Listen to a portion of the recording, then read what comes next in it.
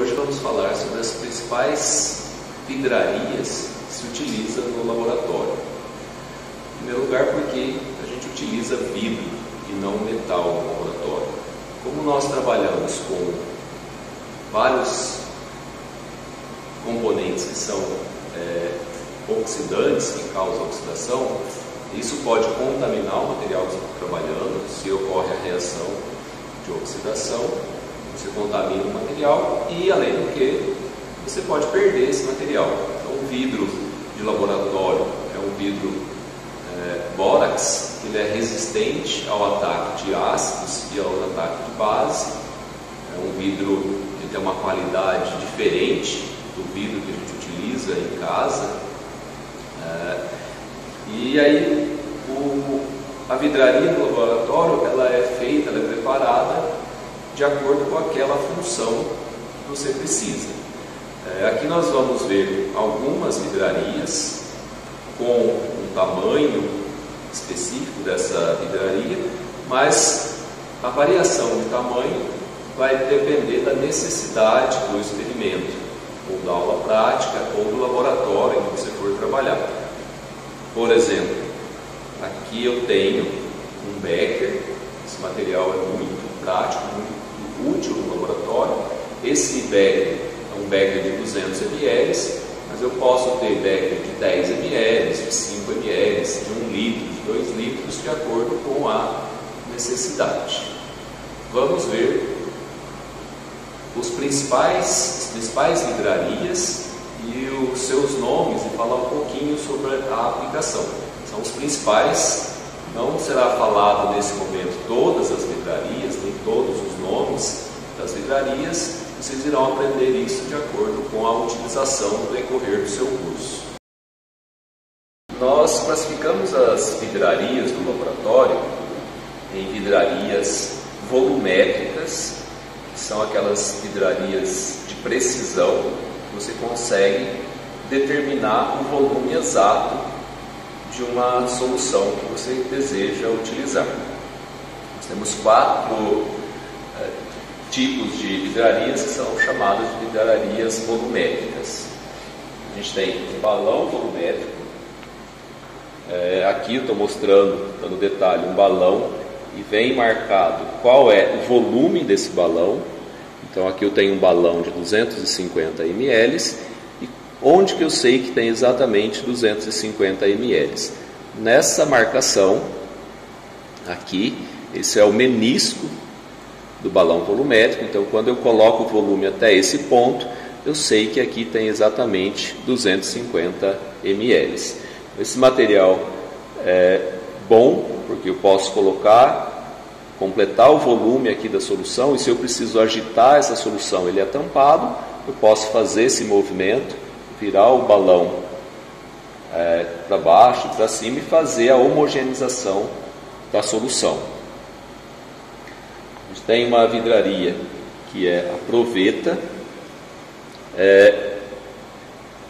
Nesse caso, estou mostrando uma proveta de 100 ml, e ela tem uma vantagem com relação ao balão volumétrico, é que, como ela é graduada, eu consigo medir diversos volumes, partindo aqui de 10 ml, que é na parte inferior, até 100 ml.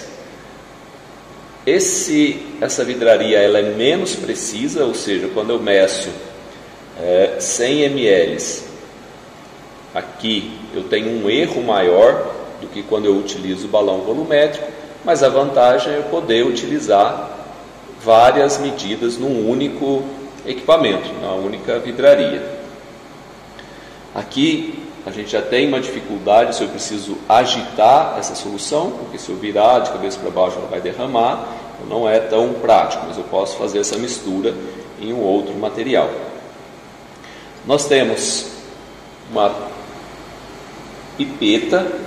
Essa é chamada também, assim como a bureta, de uma pipeta graduada. Aqui está marcado o volume de 10 ml, então eu tenho a graduação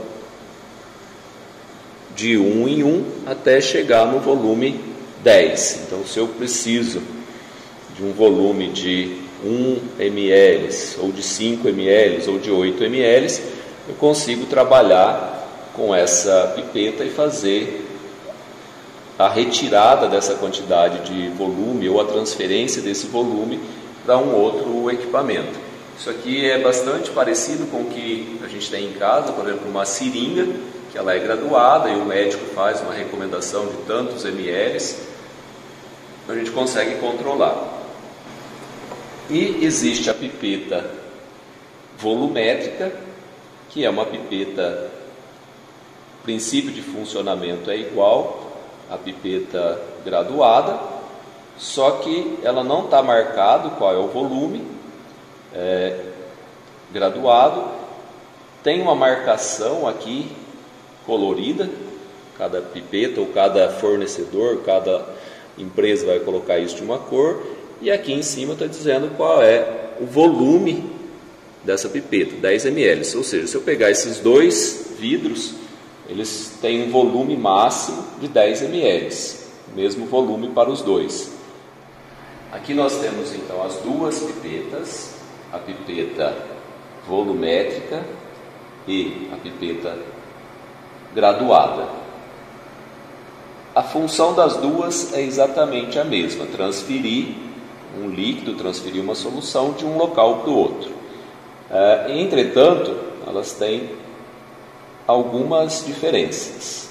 A pipeta volumétrica, ela é mais precisa, ou seja, quando eu faço a medida com essa pipeta, o meu erro é menor. Eu estou pegando 10 ml, se eu repetir essa medida várias vezes, ou seja, tirar várias medidas de 10 ml, eu vou ter um erro bem pequeno entre as medidas. Entretanto, ela tem uma desvantagem, que eu só consigo medir 10 ml. Se eu precisar medir 9 ml nessa pipeta, eu não sei qual é a posição que eu preciso parar para chegar em 9 ml. A pipeta graduada, ela tem um erro maior na medida. Mesmo você fazendo a medida com muito cuidado, vai existir um erro de medida. Mas a vantagem dela é que eu consigo fazer várias medidas de 1 até 10 ml com o mesmo equipamento. O outro material de medida que nós temos no laboratório é a bureta.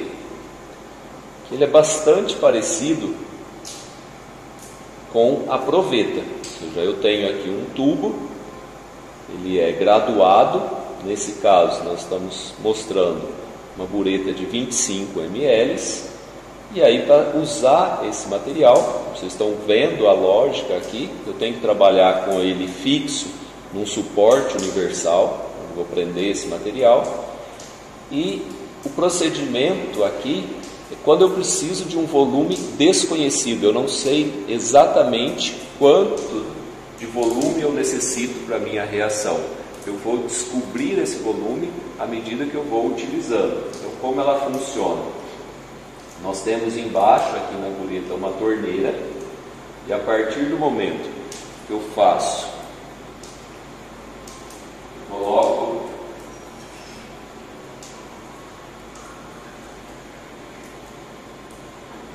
minha solução aqui na parte superior, vou encher ela com o material que eu preciso, que eu necessito, vou zerar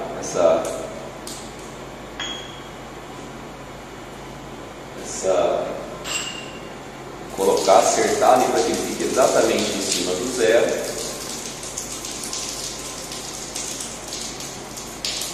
E aí eu vou começar a minha reação. Eu não sei quantos ml vai ser necessário. Pode ser 1 ml, 2 ml, 5 ml, 2,5, 3,5. Então o procedimento que eu consigo controlar, liberar a reação, liberar para sair o material com uma velocidade controlada, eu vou acompanhando quanto o material está descendo, e no momento que você fala é o suficiente, eu fecho essa torneira e meço o volume que foi gasto. Tá? Vocês vão ver isso no decorrer dos seus cursos, que muitas vezes eu não sei qual é o volume necessário, eu só sei qual foi o volume final depois que eu fiz a reação. E aqui eu consigo controlar esse valor. Dando sequência nas vidrarias do laboratório, nós temos um bastão de vidro. Esse bastão é essencial para a gente mexer as soluções ou as reações nossas. Eu tenho aqui essa solução. Quando eu agito com o bastão de vidro,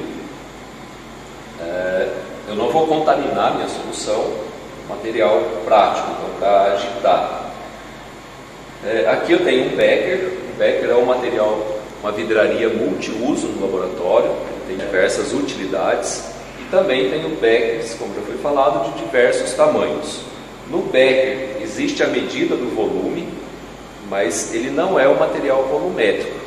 Como assim se tem a medida do volume e não é volumétrico? Essa medida é aproximada. Por exemplo, aqui eu tenho uma marca de 200 ml. Se eu colocar 200 ml aqui e transferir essa medida para um balão volumétrico, pode acontecer desse volume ficar um pouco acima ou um pouco abaixo do menisco, porque ele não tem a função de ser preciso, de dar exatamente o volume. O becker é um material prático, posso usar ele de diversas formas. Inclusive eu posso aquecer uma solução no becker.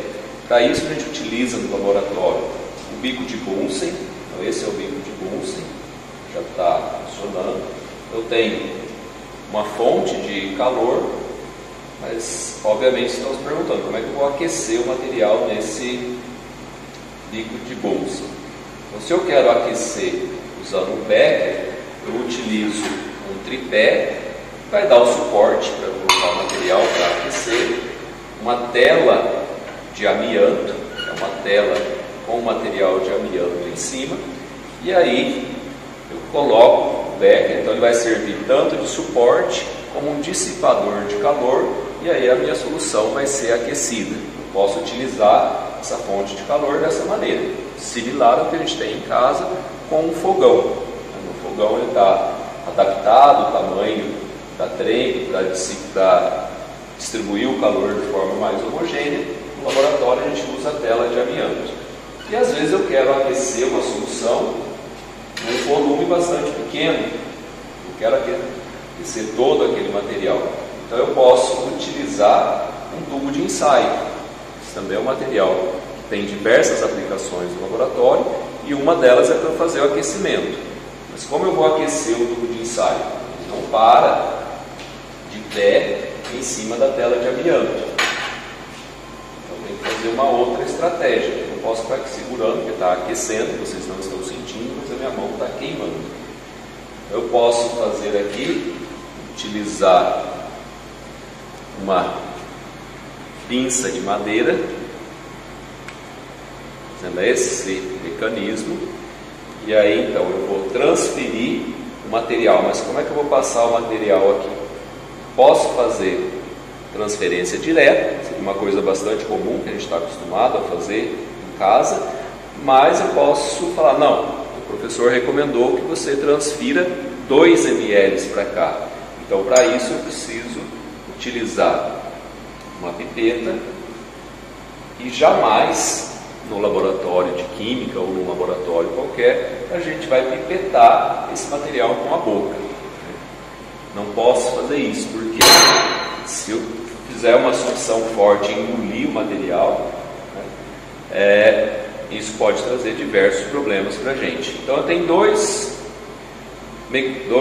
equipamentos, dois materiais que nos auxiliam a fazer essa sucção. Um é a pera é um material bastante antigo, a pera porque ela tem um formato de uma pera, e ela tem uma válvula superior aqui. Quando eu aperto essa válvula, eu consigo tirar o ar que está dentro da pera e formar um vácuo aqui dentro. E aí eu coloco essa pera conectada pela parte de baixo aqui na pipeta, e aí o que ele vai fazer? O mesmo processo que a gente faz quando a gente suga um refrigerante, suga um suco pelo canudinho. Vai fazer uma pressão, vai diminuir a pressão interna aqui, e vai puxar o líquido para dentro da pipeta. Quando eu faço isso, meu líquido não está muito colorido, mas vocês conseguem ver ele subindo aqui. Eu faço esse procedimento. E quando eu quero tirar o material, então vocês estão vendo, eu tenho 3 válvulas. A válvula superior eu consigo retirar o ar que está dentro da pera.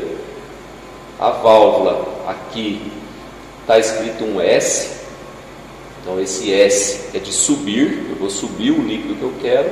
E na lateral está escrito um E, que é de esvaziar, então eu seguro aqui na lateral, aperto, e aí o líquido, vou soltar o líquido, por exemplo, falei 2 ml, seguro aqui, quando chega em 2 ml eu paro, e aí eu tenho um volume exatamente de 2 ml no meu tubo de ensaio. Esse procedimento é simples, para uma pessoa que está acostumado a trabalhar no laboratório, consegue acertar esse volume com bastante precisão, mas um aluno de início de curso de graduação ele tem bastante dificuldade, porque ou você aperta com muita força, sobe muito líquido, ou você aperta para descer com muita força, passa dos 2 ml, então precisa de um certo treinamento. Nada que algumas aulas práticas vocês não fiquem consigam acertar isso com facilidade. Mas, obviamente, alguém pensou, será que existe uma maneira de eu fazer esse processo que seja mais simples, eu conseguir acertar esse volume que é necessário?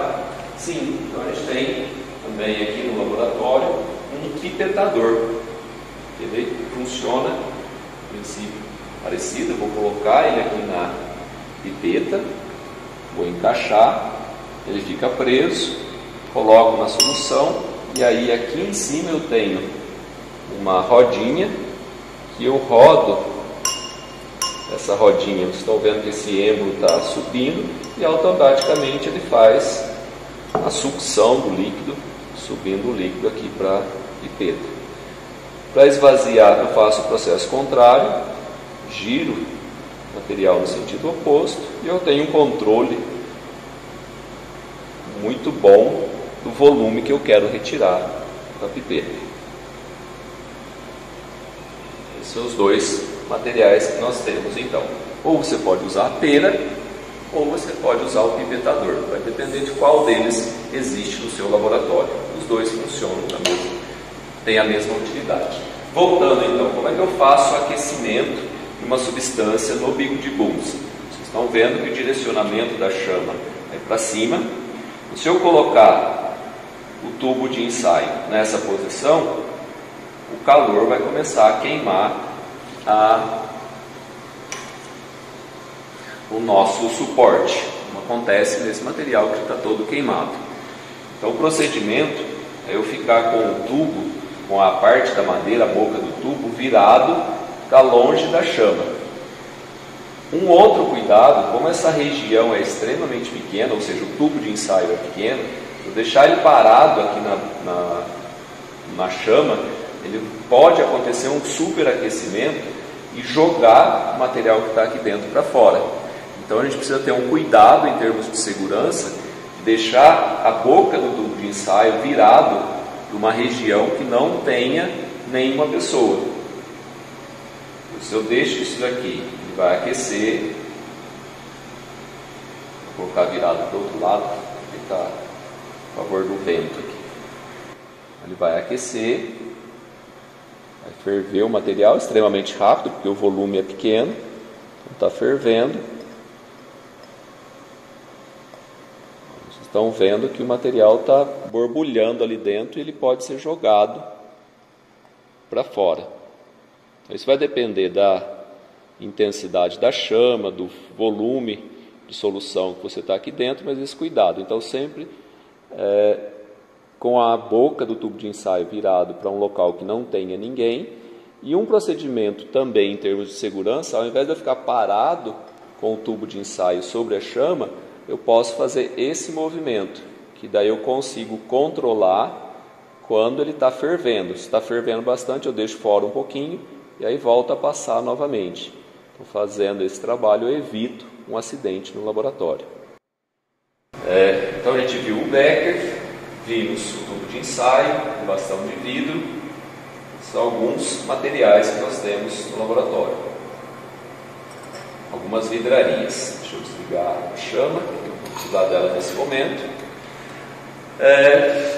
As outras, esses são os principais vidrarias que nós temos. Temos também um funil, quando eu quero passar um líquido de um material para o outro, ou se eu preciso fazer uma filtração. Existe também um papel de filtro, mas como a aula era sobre vidraria, eu não usei o papel. Posso colocar aqui, simulando um coador de café. Eu vou colocar um papel de filtro aqui, e aí eu consigo filtrar o material sólido, separar o sólido do líquido com esse papel de filtro. Esse é um tipo de funil. Nós temos outros tipos de funis. Esse também é um funil, diferente daquele primeiro. Temos um Erlenmeyer, essa vidraria. Isso é interessante porque quando eu preciso agitar uma solução, como ele tem a boca menor aqui do que a base, eu consigo fazer esse movimento muito rápido, sem correr o risco de derramar o material. Se eu estivesse fazendo isso no becker, por exemplo, a chance de eu derramar esse material era muito grande. Então o Erlenmeyer tem essa função, material prático. Se eu preciso deixar, aqui eu estou fazendo a agitação manual, mas eu posso fazer esse processo com um agitador mecânico, com uma máquina que agita. E, por exemplo, se você tem uma reação que dura 12 horas, você pode deixar a noite inteira agitando sem correr o risco de perder o material. Aqui eu tenho um Kitasato, que é bastante parecido com o Erlenmeyer, só que ele tem esse bico lateral que eu posso conectar aqui numa bomba de vácuo e aí usar esse funil. Se eu tenho um material muito viscoso, o que é um material viscoso? Coar um café é um processo extremamente fácil, porque a água passa facilmente pelo café e rapidamente a gente tem o café. Agora, se eu quero filtrar um mingau de maizena, por exemplo, se eu colocar ele no funil, praticamente não vai passar o material, porque ele tem uma quantidade menor de água e uma quantidade grande de amido.